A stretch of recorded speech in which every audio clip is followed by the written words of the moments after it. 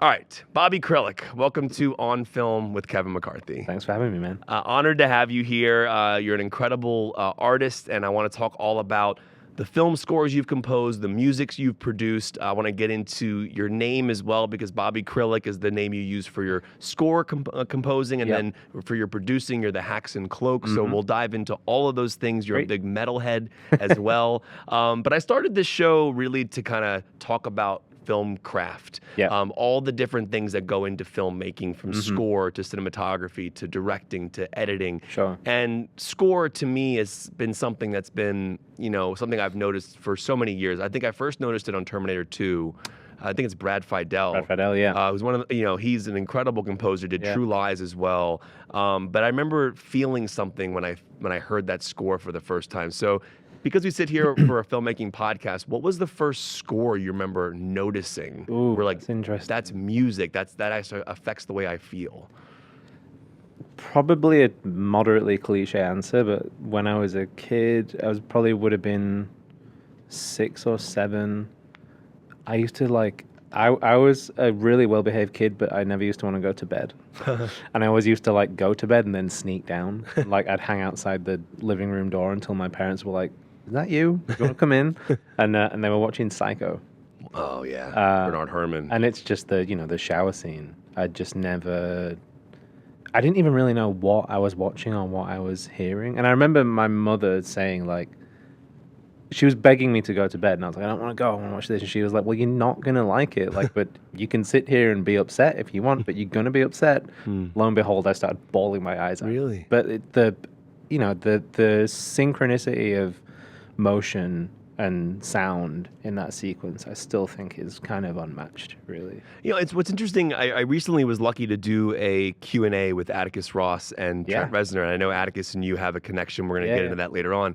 But one of the things that blew my mind that I didn't even think about, and what you just said just kind of brought me back to, was they were talking about the score for Tron Ares, and they were working with the sound department to see if the sound effects in the movie were going to be in the same key as the music they were writing for the film. Totally. And what you just said just now in terms of Psycho, is that something that comes to mind when you're writing your scores? You think about the sound effects and how they're going to blend? Definitely, yeah. I mean, you saw it in different ways. I mean, there's some, if it's a big action movie and there's explosions and gunshots, and then it's more of a case of how can I let that do its thing and kind of weave around it? Because, it's always about what's telling the story, And then in some cases, working with Ari, for example, we're so locked into the camera's tracking, and then it's going to move, and then watch the eyes are going to do something, and it's he wants all of the score intrinsically tied to story and movement. Wow. So, and that's really fun to dig into that stuff. So there's a spectrum, but yeah, I'm always trying to think of what the sound is doing, and how do I dip out the way? Do we collaborate? Do they move for me? It's a really fun dance you can do. It's fascinating, and we're going to get into all this. You mentioned Ari Aster. Obviously, you worked on Midsommar. Yeah. You did Beau is Afraid, and Eddington, which you co-scored with Daniel Pemberton. Yeah. Who I feel like both of you have a vibe that I think works really well together. And I love Daniel. Yeah, you come from a Peep Show. very interesting background of both of you love to play around with different sounds and different types of music, and we'll dive into all of that. Yeah. But we talked about Psycho just now, and that being kind of a pivotal moment of maybe even subconsciously understanding the power of music. Yeah. Outside of score, you're also a producer as well. And so let's get this question out of the way, because I actually want to know the answer to this really badly. Because before we started, I said, "Do you want me to introduce you as Bobby Krlic or the Haxan Cloak?" Yeah. And funny enough, with Atticus and Trent, when I was talking to them for Tron Ares, I asked them because they were credited as Nine Inch Nails for the first time, I believe, ever in terms of film score work. So obviously, for people listening, if you see The Social Network, you'll see Trent Reznor and Atticus Ross listed. But if you see Tron Ares, you'll see Nine Inch Nails. So for you have a producing name as the Haxan Cloak, and then your score is your real name, Bobby Krlic. Talk about that division. Yeah, I mean, it's funny because I was obsessed with movies ever since I was a kid. Obsessed. All I did was watch movies. I thought I wanted to be a director at some point. I used to make short films and write scripts and stuff when I was a kid. And along the way, music just kind of took over. And And so when it came to kind of being at university and kind of making forays into like, what do I want my music to be? I started writing my first solo record. It was coming from this place of like, I mean, when I would write, I would often, I mean, again, kind of cliche. I was 20. I would have a TV with, either like, I don't know, Twin Peaks on silent or Nosferatu or any movie I was into, and I would just kind of write. And I would have photos kind of pinned up on the wall. So like, are you writing music to the movie you're watching? not like to the movie, but just to have something on visually to kind of just inspire. Like, I'm not trying to like score the thing, but just to make me think or to put me in a certain mood. So I've always thought about music very visually, and honestly, I've made 2 records under that name, and I think they were both kind of just in lieu of me not being able to score movies. I'd always wanted to make music for picture. I never really knew anybody in that world or knew how to. I didn't study that. I studied like fine art with sound. So although my solo music was very cinematic, I've also, my mother was a Northern Soul DJ. My dad was a kind of blues guitarist, and I just love music. I love the conversation of music. So when it came to scoring, I was like, oh, well, this could be a really great vehicle for me to express all this other stuff that I can't do with that one thing. So I kind of wanted to delineate them and have, Haxan Cloak records are this particular thing, this kind of sound world I want to explore. Movies, like, it's a open book. Like, let me see what I can do. Is it a different muscle though? Like it seems divided. Yeah. And so like what the Haxan Cloak, where's that name come from? Haxan is so the name came, I remember the first ever DVD I bought with my own money was the Blair Witch Project when that came out, which like kind of is a strange thing to buy on DVD with quality wise. But I remember, because I didn't see it in the cinema, this was the first time I was watching it, and they had the directors, writers of that film had created their own production company called Haxan Films. And I just remember seeing that word, and I loved the way it looked, and I was probably 14, 15 when that film came out, so this is almost 10 years later. Yeah. It just something, I was like, oh, I remember that word was cool. And I looked it up, and I was actually, my girlfriend at that time was Swedish, and it turned out that Haxan was a Swedish or old Scandinavian word for witch. And so witch's cloak, I guess, is what it means. And so when you were dealing with those albums as Haxan Cloak, and then you become the composer and start filming and then start scoring movies. Yeah.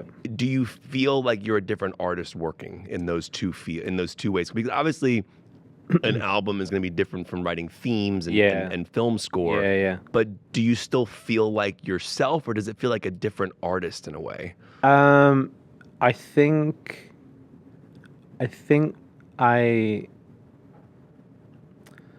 the more that I do this, and the more time I spend making film scores, the more I actually try and it's a balance of, I'm helping tell the story. First and foremost, it's like, I'm here to help. What do you need?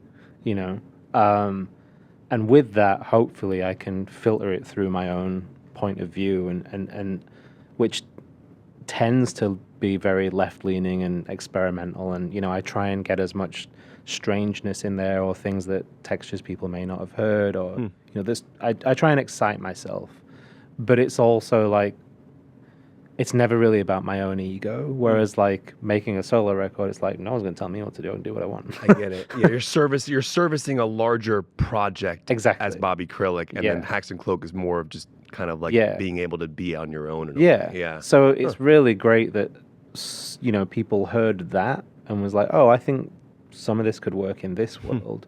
So I do try and remember that, and I'm like, oh, the reason I'm kind of here is because I did do this thing that was a little different, I think, and so I try and pull that into the films whenever I can, whenever there's license for me to go a little stranger or whatever it might be.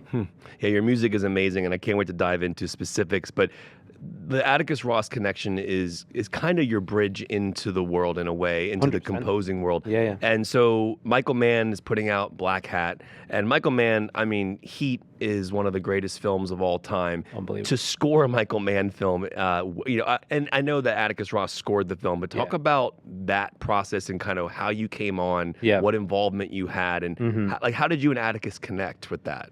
Man, so my manager at the time, this would have been around 2013. I was living in London. He calls me and he's like, I just got an email from Atticus Ross. And I was like, cool, like about the label, because he also ran a record label. And he was like, no, he was like, I really like Bobby's music. Could he come to LA and meet me? Whoa. I'm like, excuse me? Nine Inch Nails was the first cassette I ever bought when I was a kid. Which album? Pretty Hate Machine? Yeah. Classic. And this would have been, 2013, they would have probably just been finishing Gone Girl. So, they'd already won the Oscar. Like, people knew they were like this huge force in film composing. I'd never been to America before. and I hadn't really produced anything yet. I was on my second solo record. So I remember telling my manager, I was like, hey, that's awesome, but like, I don't have any money. Like, is he going to fly me out there? He was like, no, I really don't think so, but we'll figure that out. So I ended up getting asked to go to New York to produce a record for this band, The Body, who are a metal band. Metal band, yeah. So I came out to New York, I did that, and I kind of used that trip to piggyback and come to LA. And I stayed here for, I don't know, a couple of weeks. And like day 2, I think I went over to Atticus's house. He was living in Laurel Canyon. And I just I was enamored with LA like as soon as I got here. And just from movies, like I remember like the first sunset I saw here. I was like, oh, this is like Spielberg country. There's a magic to living here for sure. All the Lynch and everything, man. Yeah. So I went to Atticus's and I didn't know why he wanted to meet me. I have no idea. And Atticus is scoring this movie without Trent, by the way, right? Yes. Yeah, this is just an Atticus Ross score. Okay. Yeah. Well, the times when he's not with Trent is primarily was and is with Leo, his brother, and Claude, his wife. So I go over to his house. We're like having a coffee in his studio. I'm playing him this record I've just made with this band, and he's playing me some stuff he's been working on. You're playing him the Body one. You just did. Okay. Yeah. And we're getting on like House on Fire. It's great. All the while I'm pinching myself like where I am. Yeah. And at some point, he kind of has a moderately serious look on his face, which he does a lot. And he says, so Bobby, all right, what do you want to do? I said, well, I don't know. What do you mean? What's the plan for you? Like, what do you want to do? And I'm looking around, and we're in this gorgeous studio with this amazing view. And I said, honestly, man, like, I've always wanted to make music for film since I was a kid. I've never known anybody in that world. I don't know how to, but like, if you're asking me what my dream is to be a film composer one day. And he was like, I kind of sense that from your music. And he was like, I honestly don't really work with anybody outside of my wife and brother and Trent, but I feel like I wouldn't have to explain too much to you in terms of tone, and your music's already very cinematic, so I've kind of have some projects I need some help with. Would you be up for it? Yeah, of course. Wow. Yeah. Couldn't believe it. Yeah. I mean, that's a life-changing moment. Literally, I'm getting goosebumps thinking about it. Like, I couldn't believe it. Like, this is what I've wanted to do my entire life. And so, yeah, of course, whatever you need me for, however small, whatever it is, would love to learn. And so I think we had dinner like another time that trip, and it was great, and we were getting on really well, and we swapped numbers, and he was like, I'll be in touch soon, and I didn't know if or what or when, and probably a week or two later, I get this text. He's like, so I have this Michael Mann movie. Oh, wow. Wow. To which I'm like, all right. I have this Michael Mann movie, the guy who did Last of the Mohicans and Heat and Thief and and the Heat and Manhunter specifically was such a huge deal for me. Yeah. Still are. Yeah. The sound design in Heat is like some of the best I've ever heard in my life. That shootout. Anytime that plays in LA, I go and see it. It's a masterpiece. Yeah. So, yeah, that kind of came around, and I was like, sure, whatever you need me for. So he sent me a couple of scenes, sent me some things he was working on, and he was like, hey, can you just make me, like, 10 pieces, like 1 to 2 minutes long each, kind of in the zone of what you think this is. Now you've seen and heard some things. Sure. So I made him a bunch of stuff, emailed it over. He sent me an email back and was like, all due respect, this is great, but I think you're making me what you think film music should be. And I love what you do, and I want you to bring that to the film. What an amazing piece of advice. Yeah, it's kind of like mind-blowing if you think about it, because like you were making something that you thought he wanted to hear. Yes. Versus what you should have made for the scene. Yeah. Interesting. So you were listening. You were trying to impress him. Yeah. Versus the movie. Well, it's more that like I think he'd seen something that naturally occurs in my music that I was getting in the way of. You were forcing it. Yeah. Yeah. By trying to do something that I felt should be, either more palatable or commercial or which I think I was like 27, 28 at this point. So that's really also very empowering to have somebody who you respect so much, who's older with so much more experience, be like, hey man, just do you. It was amazing. So I did some stuff on that movie. What are you credited as on that film? I think like programming. Okay. Yeah. And so are the themes in the film pieces that you wrote? Thematic stuff, no, but like probably like rhythmic and textural stuff. Okay. Like, yeah. So that's such an interesting thing. And then 999 comes around. Yes. And you're credited on that. Well, yeah. With Atticus and Leo and yes. Claude. And I like John Hillcoat, man. I mean, incredible. I mean, Ghost of the Civil Dead. The Proposition. The Proposition is still one of my favorite movies. Oh, yeah. So when this came around, I was like, dude, you got to be kidding me. Like, Michael Mann to John Hillcoat? Like, really? Your first two? Like, how is that even? It's insane. Yeah. And this was amazing because he gave me so much responsibility because the film is such a kind of ensemble thing with all these different kind of diverging plots and characters. So he was like, well, the way I'm thinking of doing it is like, Leo's going to take this character, Claude's going to take these, I'm going to take these, and you do these. Cool. So you're all credited as composers on the film. Yeah.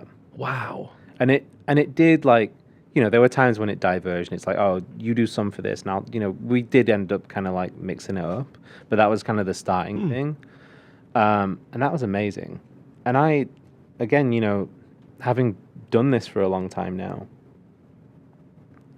I really like the solid that he did me at that point to be like, hey, share this credit. And he really fought for it because like no one wanted to give me it. They're like, who the hell's this guy? Because on Black Hat, it's just Atticus's name, right? Which is correct. But this was the first time. Is this your first film score credit? Yes. Wow, for 999. That's wild. And I will forever be so grateful Wow. for going that extra mile to get me that because that's I knew it meant a lot at the time, and now being in it, I'm like, dude, like you really went above and beyond that. Do you remember seeing your name on the screen for the first time credited as a film score composer? I do, yeah. I just moved to LA, so this would have been September 2015. And the premiere was at the Regal downtown. LA Live? Yes. Yeah. Yeah. Yeah, and You saw your name. Couldn't believe it. What was that like? I couldn't believe it. Because you already did the work. You knew you were on that screen, but like that must have been surreal. Just a trip, man. Yeah. A trip. And I mean, the whole thing. I mean, I just moved here and never been to a film premiere.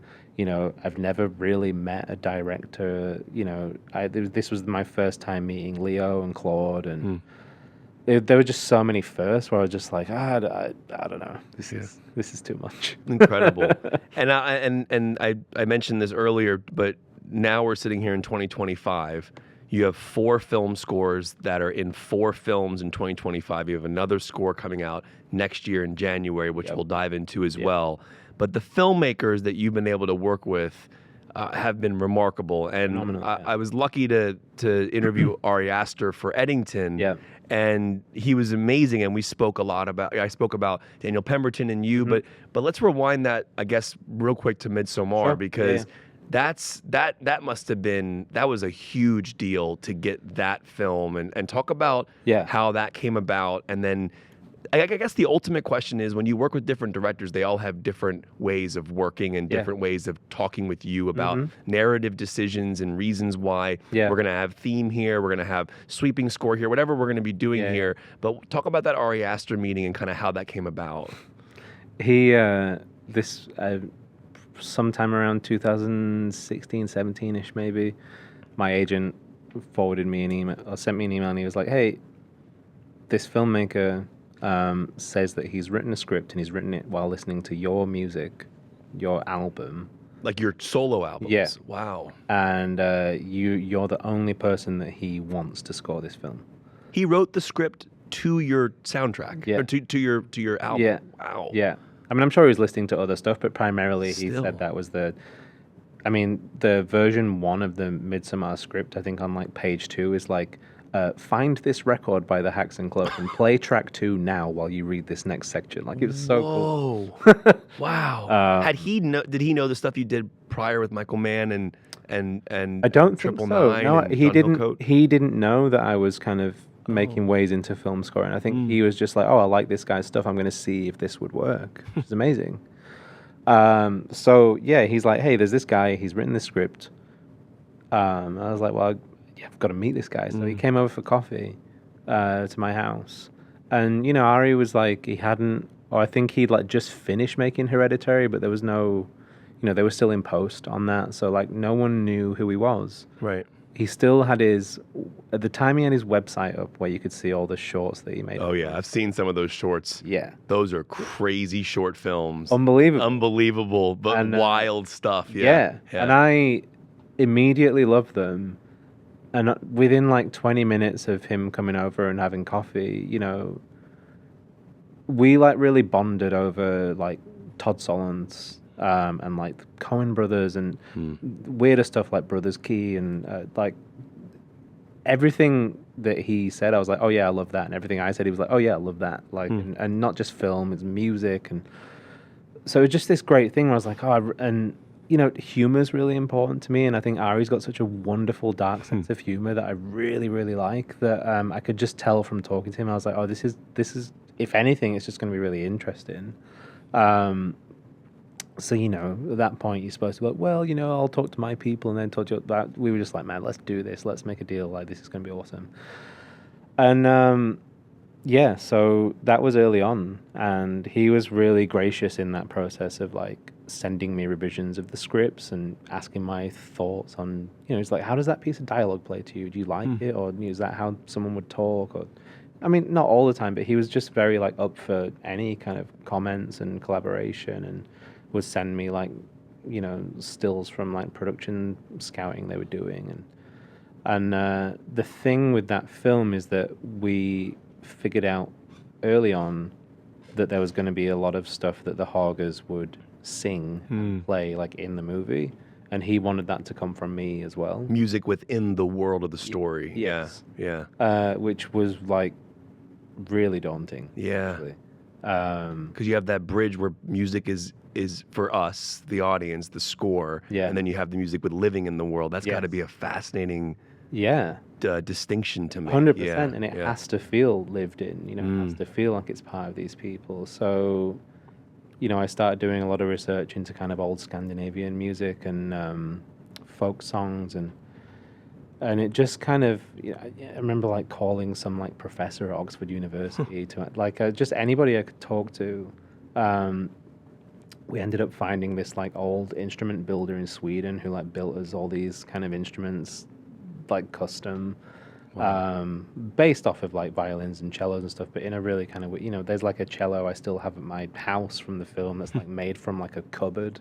It's really cool. And then I met, so I reached out to this, a really important part of the film is a woman called Jessica Kenny, who I knew her name from, because I'm a big fan of the band Sun, and she'd done a lot of work with Sun, like vocally.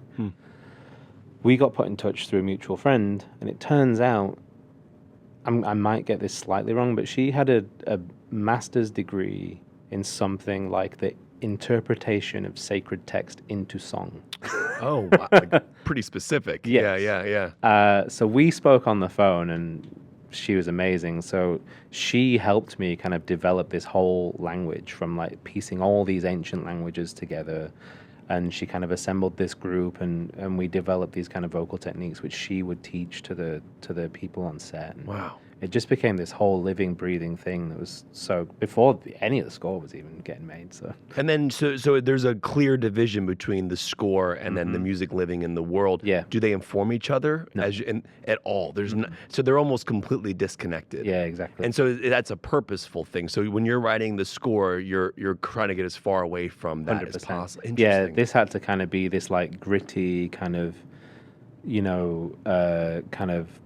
It had to be a bunch of people who were just like tripping balls on drugs, like playing this kind of carnival music to themselves, all the maypole dancers. And Yeah. so there was one world of that, and then the other world of the score was, this much more kind of, all like twisted Disney kind of thing, which we were trying to do. So they were very opposed. What's interesting about music, and you brought up the Coen Brothers a little bit ago, like No Country for Old Men has like no score. I know. So And it's one of those situations where you start to understand the power of music and also the power of the lack of music. 100%. And then there's this idea that if score is done wrong, it could be manipulative. Yes. And you don't want, like, you want it to be a character that's along the way with as an audience.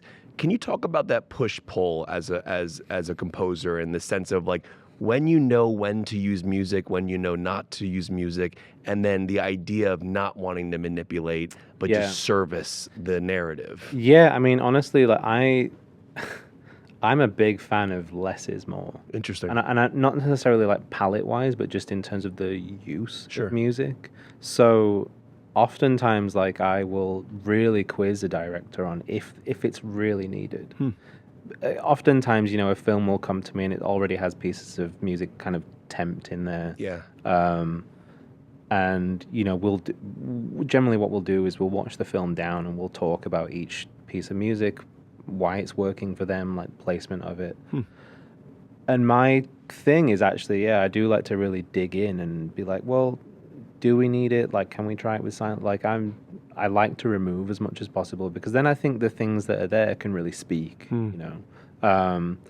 Obviously, there are some points when you really do need a push, or music does need to manipulate, or it could be a red herring, like those kind of things are really interesting. You're purposely trying to steer the audience. Yeah. So manipulation can be a tool. Yeah, totally. Interesting. Yeah. It's an interesting, because I mean, then you look at something like Eddington, which you co-scored with Daniel Pemberton.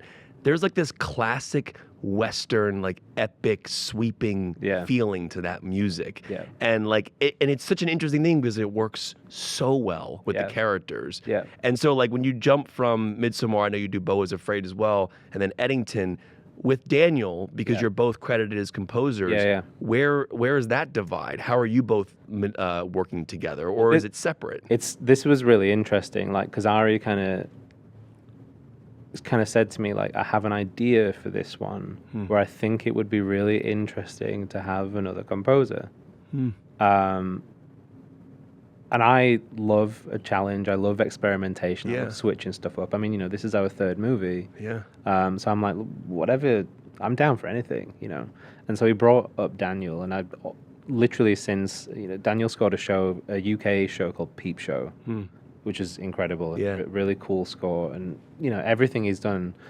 I mean, his Steve Jobs score, beautiful. The way he played with the different time periods and like different recording ideas just to make it sound different. And that's what I love. And I love that Ari brought him up, because I was like, oh, I feel like Daniel and I in some kind of way are two sides of the same coin. Yes.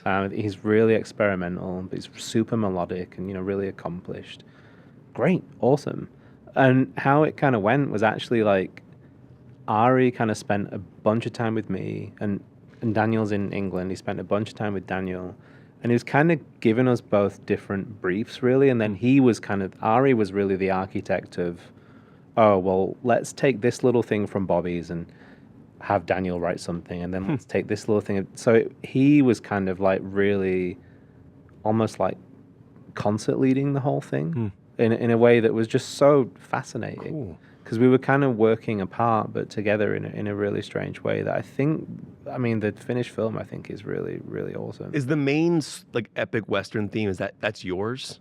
Or is that a mixture of both of It's you? a mixture of both. Wow. Yeah. That's so cool. Yeah. What an interesting way to So rad. play with that process. And we both had these very kind of interesting ways of doing all this crazy woodwind stuff. That, like really just kind of did this together, and yeah. It's so good. And like, I have to imagine there's got to be an emotional response that you have when you finally see your music set to performance, because like when you're seeing Joaquin Phoenix walking through the streets, and like that score is playing or the music's playing, does it, I mean, obviously you're there in post-production, you're making sure it's all fine-tuned, but is that an interesting emotional thing for you to see actors that you probably grew up watching 100% set to your music? Like, that's got to be wild.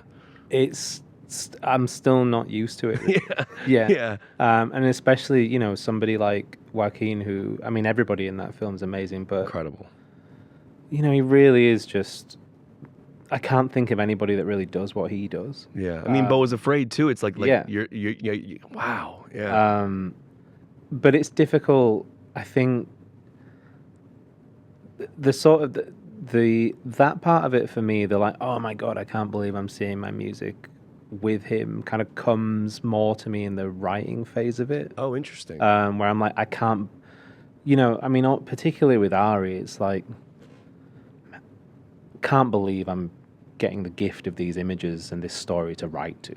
Like how it's like just top tier, And having Ari sat in the studio with me, I joke with him. I'm like, dude, this is kind of like being sat at the chef's table, like having a director like walk you through the thing they've done. Yeah. But for me, it's a funny experience. And I'm sure it's like this for actors as well. Watching the finished film, I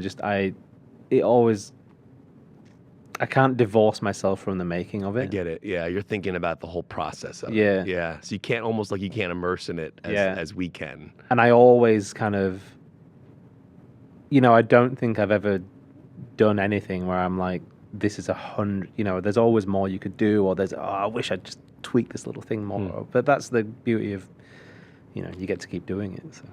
I mentioned 4 scores this year. I want to backtrack for one quick thing. You mentioned temp music, and I know a lot of films edit with temp music to kind of get a vibe. Mm-hmm. When you see scenes that are sent to temp music and then have to go write your own music, like what's that distinction between, like, you heard it, you already saw the temp married to it. I know filmmakers probably sometimes get married to that. Like they'll hear like a temp score, big time, and then you go, how can I think of anything else that could go here? Yeah. How does that not distort or like play into how then you end up writing for that? It's hard. I mean, especially, man, when someone's, temping like Aaron Copland or Morricone, it's like, okay. Yeah. Yeah. Like that's the good and the bad and the ugly score. How can I write anything better than that? That's insane. But I do, a lot of the time, I'll try and do something that's actually quite opposing to the temp. So you use it to your advantage. Just to see if we can find something different. Like, I mean, I remember one specific scene in Midsommar, for example, when it's like Danny gets kind of taken in the carriage, and then I haven't seen the film in a while, but they kind of bury something, and it's this whole kind of ritual thing. And I believe like the original temp music in there was something from Black Narcissus, if you remember that movie, it was this choral thing. And Ari was like dead set that he wanted voices, and then I was like, I think I'm going to do something with like harp and violin and something else, and it was literally nothing like what had been temped in there. And and immediately he was like, I love it. I never would have thought of doing that. So like, I find temp is really useful for kind of tone, placement. What are you trying to feel? But in terms of kind of, I don't know, instrumentation or that kind of thing, I always I'm trying to do something else, I mean, look, you do find yourself in situations where it's like, I need it to have a double bass, or I need to have this kind of synth thing or whatever it might be. But yeah, it's so interesting. So we mentioned Eddington. The other 3 films you did this year: Sean Simmons for Eeny Meeny, which is fantastic. Yeah, Ronan Day Lewis. I did a Q&A with Sean. That was such a great Q&A, and I love that film so much. Yeah. You scored him with Justin Tipping, and obviously Ronan Day Lewis. Talk about all these these four filmmakers are very different in their voices. Yeah. Was there any similar through line through the four that you could see, or were they all that different? And when did you write all four of these? Like, because they're all coming out in the same year, but I'm imagining that it's been a few years of work, right? Actually, no. What? No. Anemone was that everything was done like this year? Anemone I wrote in 6 weeks. What? Yeah. How is that even? Wait, you wrote a score for Daniel Day-Lewis for his return to acting in 6 weeks. Yes. That's that's writing, recording, mixing, all. So wait. All right. So let's back up. So, so you have Eddington, him, Eeny Meeny, and right, all in the same year. Yeah. And so Anemone was 6 weeks. What are the other three? Eeny Meeny was probably start to finish like 9 months. Wow. That's major drastic change. Yeah, and him was probably around the same. Maybe a year. Maybe we started it kind of November last year, I think. Is there a situation where all four of these are being written at the same time? Oh, yeah. What? Well, maybe two of them.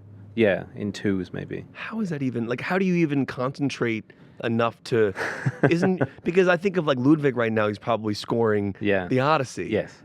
I doubt he's working on anything else. Yeah. I don't know, but I mean, like, how do you divide them? Honestly, I love to be busy. Okay. I don't really deal very well with having spare time. I love going to the studio. I love writing. And I think I'm lucky that everything this year has been so different. You know, if you like, Anemone is this kind of strange, you know, acoustic kind of shoegaze, minimal orchestra thing. Him is like this very grandiose, you know, kind of symphony thing with rap music. Yeah. The score in that's incredible. Thank you. It's incredible. You know, Eeny Meeny is this kind of like, you know, my pitch was like, what's like Queens of the Stone Age meets Ocean's 11. Yeah, that's exactly what it was like. Yeah. I love that film. So I got, you know, and it's the kind of the thing I was saying earlier where I get to kind of flex all these different muscles with film scoring that I couldn't do, or I mean I could, but I didn't want to do with my solo career. So to me, it's just like, great, fucking huge sandbox all day to play in. Like, let's go, you know. And I 12, 13, 14 hour days are like not a, that's kind of will happen a lot. But honestly, I just love what I do. And, you know, I do have like a, you know, my main kind of assistant is someone who we were on the same record label when we were younger, and I've known him forever. So it's like, I tend to surround myself with, you know, I work with my friends who I really trust, and we kind of get into this kind of band scenario, and it's really fun. I love it. But like Ronan Day-Lewis, for example, okay, so you look at Midsommar and obviously your relationship with Ari Aster and Eddington and Beau is Afraid. It sounds like you were on the ground with him from the beginning stages. Yeah. And with Ronan Day-Lewis, if you have 6 weeks to write a score, are you brought onto that after production is wrapped, and then or are you involved with Ronan kind of leading up to that? Well, this film was kind of a strange one in terms of I met Ronan in November last year. Okay. We had a Zoom because he sent me the script. Loved it. This was before they were shooting. Oh, okay. And then, you know, things happened during the production process. Maybe the studio are looking at other composers, or, you know, just taking time. And so you're not locked in yet? No. Oh, okay. I just expressed interest. Ronan expressed interest, and it just took a long time to kind of get it together and for all the pieces to align in place for me to get the job. And by the time I got the job, there was 6 weeks left to do the movie. What? So shooting's done. Yeah. And that is, and you hear about these stories. Like, I remember I've gone to like movies before where like the director will come out and he'll say, I just locked this movie at 2 a.m. Yeah. I'm like, it happens. It's really that tight. Yeah. Do you find that 6 weeks, that pressure that I find myself more creative when I'm under pressure. The devil makes work for idle hands is what I say. Yeah, it's like so do you, like necessity is the mother of invention. Like, do you find that like more creativity pops out of you when you are up against a wire like that? I do. Interesting. I do. I mean, I will say, like, and I told Ronan this, there was a good, of those 6 weeks, there was a good like 12 days where just like nothing was coming. Zilch. And that's got to be so frustrating, right? It was like, hard, man. Do you feel like, do you almost feel like I got to call Ronan and say I can't do this? I sent him a very diplomatic text where I was like, I know that you want to hear stuff, and I know that we've done the spotting, and I'm still finding it. And he sent me a really beautiful text back, and he was like, oh man, there's no expectation. Like, I would never rush this really important part of the process. Take your time, and I'm here as soon as you've got anything, but just, do what you need to do. And actually, that's kind of what I needed to hear.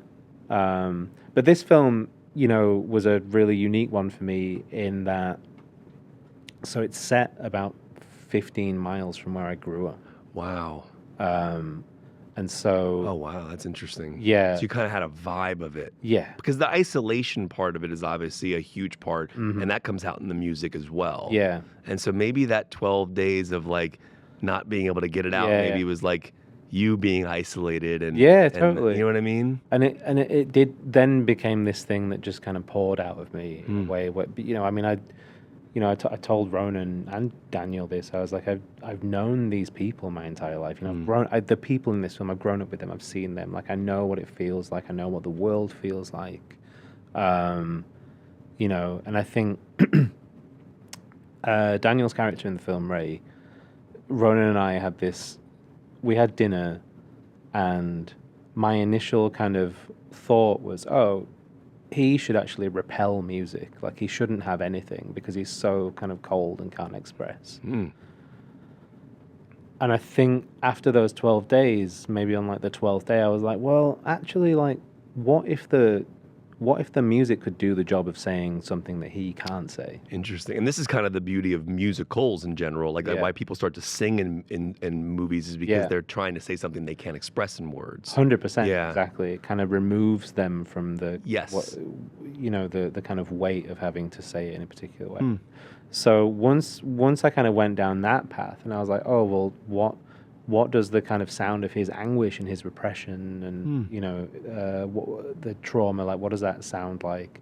Then the whole score just like really came together really quickly. Wow. Yeah. I mean, again, back to that question about Joaquin, seeing your music set to a Daniel Day-Lewis performance. I mean, you think about the performances that he's given. Hey, Michael Mann. Come on.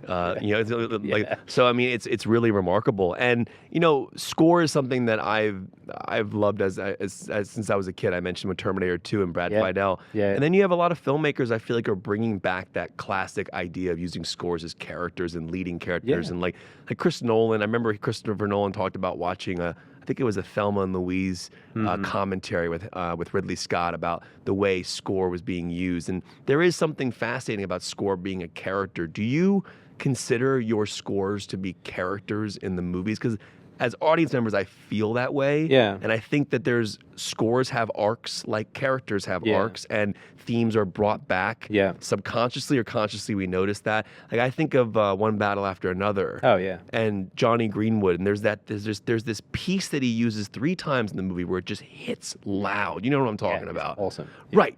And so but those are narratively driven. Yes. They're hit at a point that's, even if you don't know why, you feel it. Yeah. And so can you speak to, I mean, again, I know that's not your movie, but obviously I'm sure you're a fan of all these composers. Of course, yeah. But talk about like callbacks and themes and working with the narrative, because that's why I consider what you do a character in movies. Do you see it that way? I do. Okay. Yeah. I mean, what I tend, every film is different, but what I tend to do is up top, I'll kind of write a 10 to 15 minute suite of what, and this can be tonally, kind of texturally, ensemble-wise, what I think the movie could be. And within that, I'll try and have at least 1 to 3 different themes that I can show the filmmakers how we can establish these themes in different ways. It sets tone, too. Yeah. It's such a tonal piece, obviously. Yeah. I mean, him, for example, that whole score is like a 4-note theme that's just repurposed in like loads of different ways. So I originally wrote it on a Celeste. And then I did like a kind of 60s guitar version of it. Then we did like a gospel choir version of it. Then we'll do like a symphony orchestra version of it. Then we'll do a chamber ensemble version of it. We'll do it like detuned. We'll do, Cool. So yeah, like I try and now as I'm kind of, kind of getting more things under my belt, I'm really trying to just really whittle down the craft of it, and I'm trying to say something with as little as I can. And with that movie, I actually, for personally, it was really successful for me because I was able to just have these 4 notes that I could just repurpose in all these different ways. That was so satisfying to me, and I do think really helped tell the story of the movie. Well, some of the best scores ever, like Jaws, is 2 notes essentially. What's that John Murphy theme from Sunshine? Is it Adagio in D minor? Yeah. Is that even his original piece, or is that like a classical piece or something? But like it's just 4 notes. Yeah. And it's been used in a million movies. Yeah. I remember when Matthew Vaughn used it in Kick-Ass. Yeah. when we're in the POV fight sequence with Nick Cage and Chloe Grace Moretz. I think it's a rescue sequence. But just those 4 pieces of notes, they hit. But when you think about now as you're in this world of composing, like has it changed the way you watch movies and listen to score, or do you still feel like you can sit as an audience member even though you do work like this? Outside of the movies you make. Yeah. I think with anything, it's like I can't have any piece of music without kind of extrapolating it in my own mind. It's just the way that it works. But I also think that like, I don't mind. Like, I think there are some people where it kind of ruins the experience for them. For me, I'm just like, I'm so enamored by all craft. Yeah. Like I sit and watch stuff and read stuff and learn about all the, like, I'm obsessed with the DOP as much as I am with the composer as well. The cinematography and the music they're married. Yeah. In a beautiful way. Yeah. Like, and it's so fascinating because you're not like that cinematographer is setting up shots and like then your music is being made essentially separately. I know sometimes like PTA will play some of Johnny's music on the one battle after another set when they're doing dailies and stuff. But like those two, they're such a married thing, but they're not ever really together. Yeah. It's such a fascinating thing. Well, I think that's awesome. And I think, in some ways, like the beauty of cinema is the lie, It's a magic trick. Yeah. Yeah. And I think that's what David Lynch is probably, I don't know, it's hard to pick favorites, but he's certainly maybe, and I think that the way that he really plays with sound and image is really fantastic. And Ari and I would talk about him a lot in terms of how he really, there's no delineation sometimes between sound design and score in a David Lynch film. Which I love. I love when people play with stuff like that. Like, where is the score? Where is the sound design? Yeah. Because obviously it can be used in such an emotional way. Yeah. Obviously, you've scored in television as well. I know Beef was a huge show for you. Is there a difference in approaching longer form? Like, I don't know how long Beef ended, is like 10 hours, whatever it would end up being, versus a 2-hour film. Is there a difference in your process? Because obviously themes are part of, they're both worlds, and TV really has become cinema in a beautiful way, especially a show like Beef. But Beef's all tone too, and the score is such a part of that tone, and because it's bouncing between different genres and tones. So talk about that experience and how different that is from filmmaking and movies. It is different. I think in the way you've got a bit more time to like expand upon stuff. These days, TV's generally 45 minutes an episode. Yeah, sometimes 30, sometimes an hour. Yeah. But most of the stuff I've done has been 45, and within that, sometimes you've got 38 minutes of music. Wow. So if you times that by a season or by multiple seasons, it's so much more than a movie. A movie, you might have 50 minutes maybe, So there's just more time to expand upon stuff, and there's more time. I actually find in TV, there's a bit more time to kind of play around with stuff that's less melodic and is more kind of textural and more kind of beds, which I love sound design, so I find that stuff really interesting. And then it's picking the points where we want to, let's bring the character theme back here, let's have it really small here, and then at the end of the episode we can make it as big as it can be.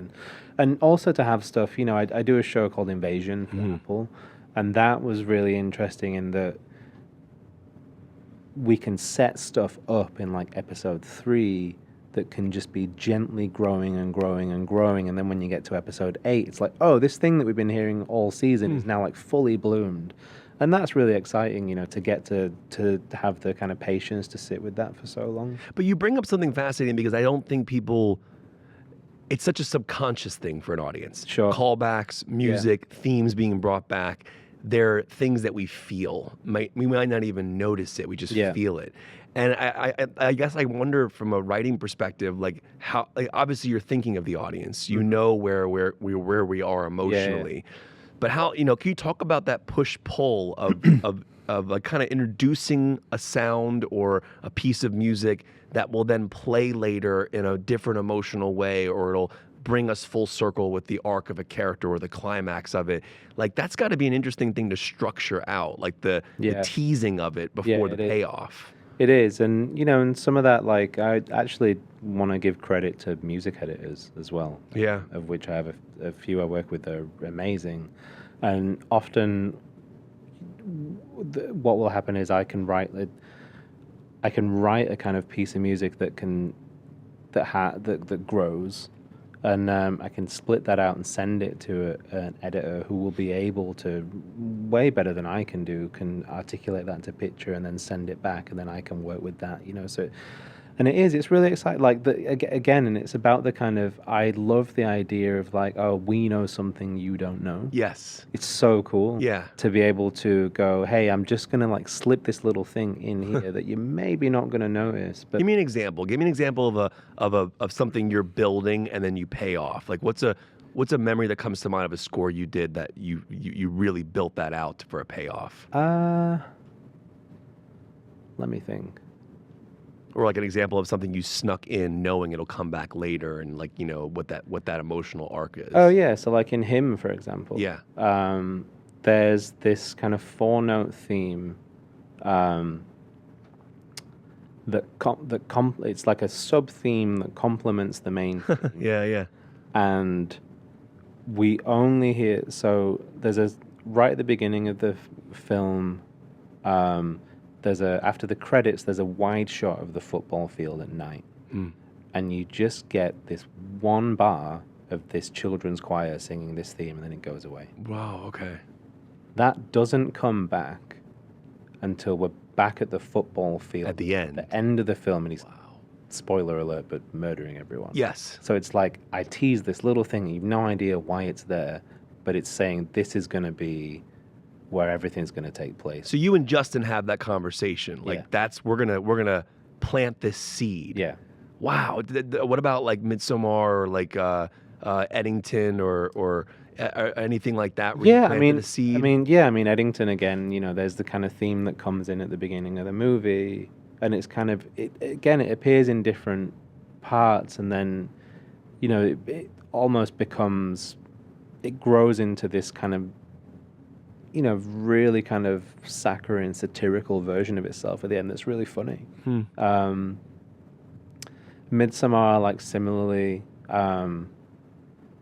that was more of a thing of, it's more in the end piece that there's this kind of like little theme that's really small, and then it keeps growing and growing and growing and growing and growing. And it's building our intensity too. Wow. Yeah.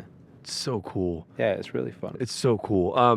We gotta get out of here in a couple minutes, but I want to get a couple things real quick to you. What is your relationship to the needle drops of soundtrack in movie? Because huge. To me, that's an interesting gamble. Because like, okay, you look at Tarantino, for example, full soundtrack-driven films, Reservoir Dogs, Pulp Fiction, and then you go to something like Hateful Eight, and you have Ennio Morricone, and it's like purely score. Yeah. But then you have filmmakers who juggle it back and forth. I think Kill Bill even juggled it a bit as well. Yeah, because RZA stuff on that. Yeah. Exactly. And so when you see a movie that you've scored and then that also has needle drops that are dropped in, what is your relationship to those decisions and the music of yours that's led up to the needle drop and then the music that follows? There has to be some type of symbiosis or symbiotic nature to that, right? There is, and I always like I'm in dialogue with the music supervisor all the way through, And I'm always checking, like, is this going to stay? Is this going to be the thing? Because if it is, then I need to write something in key, and I want them to be able to move in and out of each other. Your key matching the soundtrack drop. Yes. Wow. Yeah. Okay. Because I'm a real stickler for,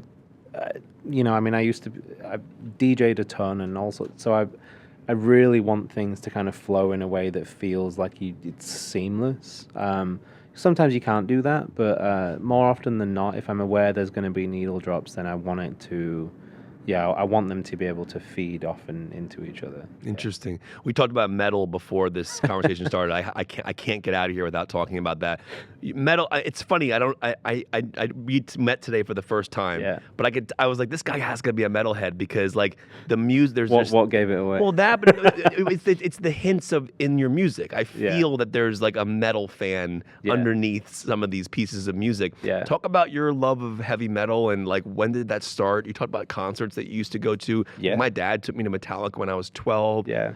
I've seen everybody from Hatebreed, The Lamb of God, Children of Bodom, Machine Head, Iron Maiden I've seen multiple times, Judas Priest. I mean, there's something beautiful about metal. Yeah. And I love going to metal shows because everyone's so nice and everyone's there. 100%. I see kids in the Slipknot pit sometimes with their dads. I'm like, this is awesome. But have you been to Sick New World in Vegas? No. That's a really good one. No. It's coming, but it wasn't there this year, but it's coming back next year. Anyone good? I'll send it to you. Send it to me. Yeah, but talk about your love of metal and kind of how that came about and kind of how that plays into you as a composer. I mean, from my older brother, he's 8 or 9 years older than me, and early 90s when I was really young, and he would have been 12.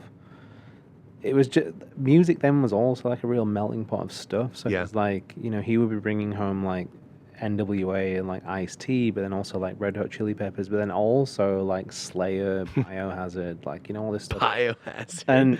And wow. as a kid, like it's so exotic and it's so kind of like there's no rules and I mean, talk about needle drops in films. Huge turning point in my life was as a very young kid seeing The Crow. Oh, that had one of the best soundtracks of all time. Yeah. And that was my introduction to like industrial music because Thrill Kill Cult are on there, and then you've got Jesus and Mary Chain, Stone Temple Pilots, Nine Inch Nails. Is Korn on there? Korn's not on there. Oh, I'm a big Korn guy. Me too. I got a Korn tattoo. I'm a huge Korn guy. I love Korn. Dude, that first record, Ross Robinson producing it, unbelievable. I've never heard the rawness, like the way Fieldy's bass slaps with those 7-string guitars. Like unreal. Like that was one, and then he produced Slipknot's first major record. I have to imagine as a producer, you lock into those guys as well, and then just those artists as well. Insane, and I do think it's interesting. Like there's such a link between like metal and horror. And, I always think that horror, like, really as a genre, like, has never gotten its dues, really. Oh, yeah. And it kind of bothers me how much people kind of write it off as a kind of nothing, like, whatever. My wife would be very much happy right now because she's a horror influencer, a horror content creator. Oh, cool. Her whole life is horror. Right. Like, I can't even watch some of the stuff that she watches. I like more, like thriller, psychological stuff. She likes the gore. Right. I don't mind Terrifier, but it's just not my thing. But I used to. The older I get, the less I can take it. Same. Actually. So the thing about horror for me is I think that it really, as a genre, it taps into so many kind of societal kind of zeitgeist and anxieties, and I do think it's like a genuine expression of a larger thing that we all feel. Yeah, it's catharsis. Yeah, catharsis. Fear. Everybody's got fears. Everybody's got things they're scared of, and I think horror is such a really incredibly underrated genre for how it kind of articulates that for us. And I kind of feel the same about metal. I agree. I can fall asleep listening to heavy metal. Yeah. It calms me down. Yeah. Horror calms my wife down. Yeah. So I was having a conversation with my friend the other day about black metal and death metal. Yeah. And he came up with this really amazing delineation where he was like, black metal is the evil within, and death metal is the evil external. Yeah. And I was like, that's kind of really true. It's a really interesting thing, and it's fun. It's so funny. So for people who are listening who might not know, black metal's like Cradle of Filth, in a way, and then death metal's kind of like Cannibal Corpse, and like I guess the newer bands like Whitechapel. Yeah. Do you ever listen to Slaughter to Prevail? Oh yeah, for sure. That that guy's voice. Have you ever seen the videos online where he'll put his mic down and he'll scream? Oh, yeah. Like, I'm like, Yeah, what it's is insane. going on here? And then some friends of mine are in a really amazing black metal band called Blood Incantation. I've heard that name. Yeah. Wow. Yeah. Dude, that is so do you still go to metal shows? All the time. Yeah. Like, what was the last show you went to? Last metal show probably was Blood Incantation. Nice. Before that, me and my friend drove down to San Diego to see, it was Mayhem, Gorguts, Cannibal Corpse. I forget. It was like a 5-band, like all. Hell yeah. It was awesome. You ever seen Gwar? Never, but I met. Dude. I know, but my first introduction to Gwar was Empire Records. Yeah.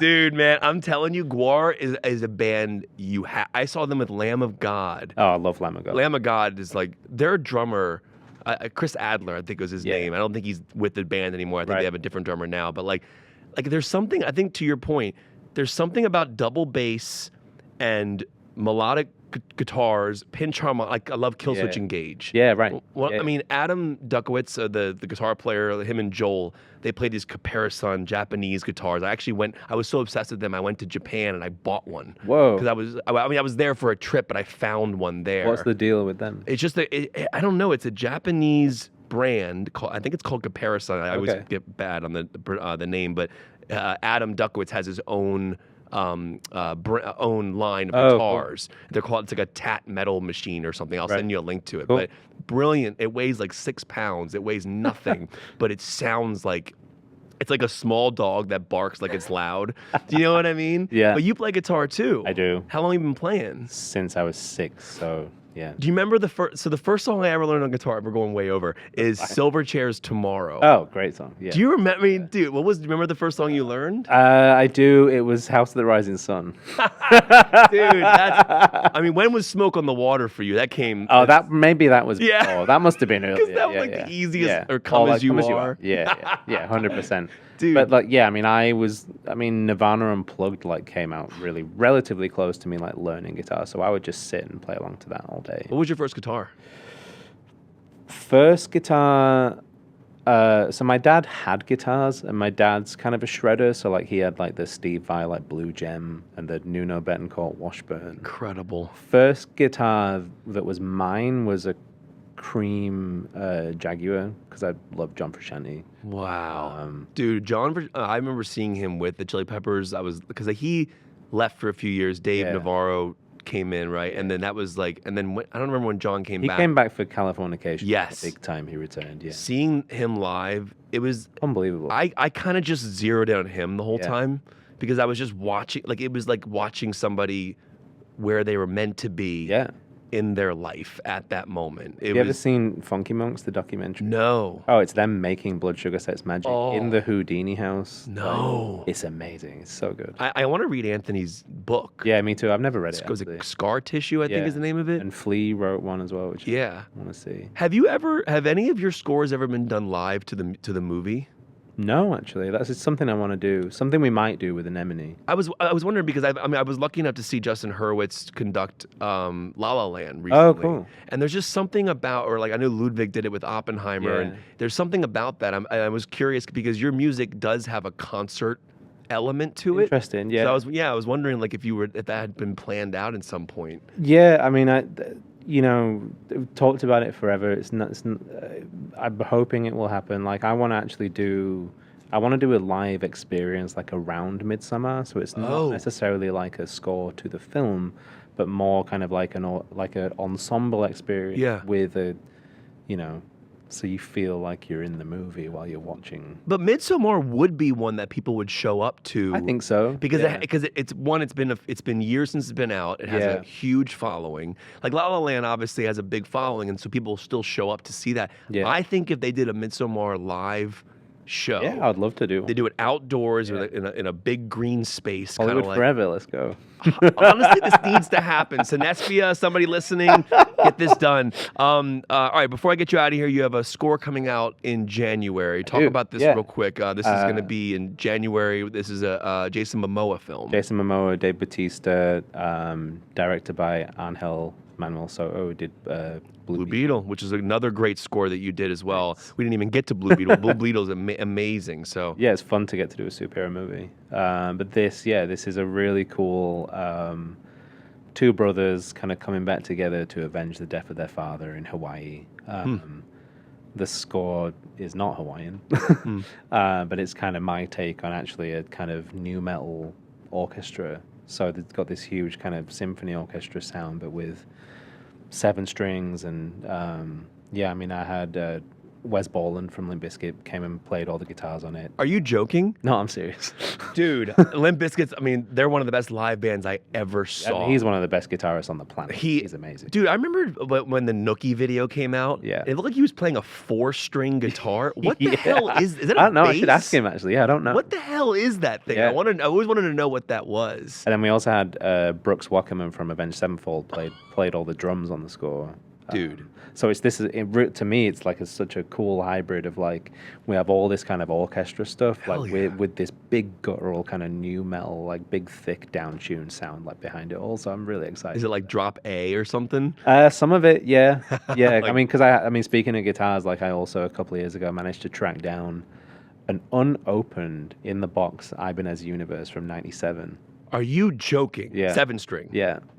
With Wow. the mirrored pick guard and everything. Yeah. Wow. Yeah. Dude, that is... Which when I was a kid and I first saw Korn, I was like, oh, Yeah. whoa. Dude, I remember buying an Ibanez, a 6-string, Yeah. and bringing it to a shop saying, "Can you get me down to the A?" He goes, "You're gonna need a .54 gauge Yeah. string to get that low," and it never sounded right. And then eventually, when I got older, I was able to buy. It was Head's guitar. I think it was an ESP. Oh, yeah, cool. It was like a purple one, but Yeah. it just plays beautifully. I did lie. I'm gonna get you out of here on one more thing because you did mention Blue Beetle, and I had that written down. I wanted to get to that. But playing in the superhero world, talk about how that kind of brought you different vibes and kind of how you wanted to process like your music. Like, obviously you're playing in a world where like it's big, it's massive, but you also want to have intimacy and emotional arcs, but at the same time explosive music as well. Really fun. I mean, when I first signed with my agent Bradley this over 10 years ago, I said to him, I was like, I want to do a superhero movie one day. And at this point, it's kind of like, okay, man. But the reason I wanted to do that was because I remember going to the IMAX when The Dark Knight Rises came out. Yeah. And, look, a lot of people have done what that score did now, but when that came out, that was an unheard of thing. Yeah. That opening sequence with the kind of 2 planes hijacking thing, I remember feeling the bass of the orchestra in my bones in a way where I was like, this is so physical. And, I love bands like Sun, and I'm always into the physical effect of sound. And I was like, this is so cool that somebody's making me feel like I'm at a concert in the cinema. This is affecting me physically. I wish I could do that for someone one day. Wow. So and along the years, people have always been like, why do you want to do a superhero movie? Like, it doesn't make sense. And I was like, I want to do it because of this. Like, I felt a certain way. I want to try and, like, music to me is like it's like what a wonderful ongoing, like, conversation you get to have, to be part of, like, the conversation of music. So, and particularly film music. So, in a way, I was like, I want to be able to see what my take on that would be. And I literally, like, my jaw fell through the floor when I got the call from Warner Brothers saying I could do this movie. I could not believe it. Incredible. And then meeting Arnhel, who's such a cool guy, and he really, like, wanted me again to be me. And he was like, I want to make a superhero movie that's not been made. I want a score that's like has all these kind of cumbia things in it and this kind of like reggaeton element, and I want to because it's the first ever like Latin superhero.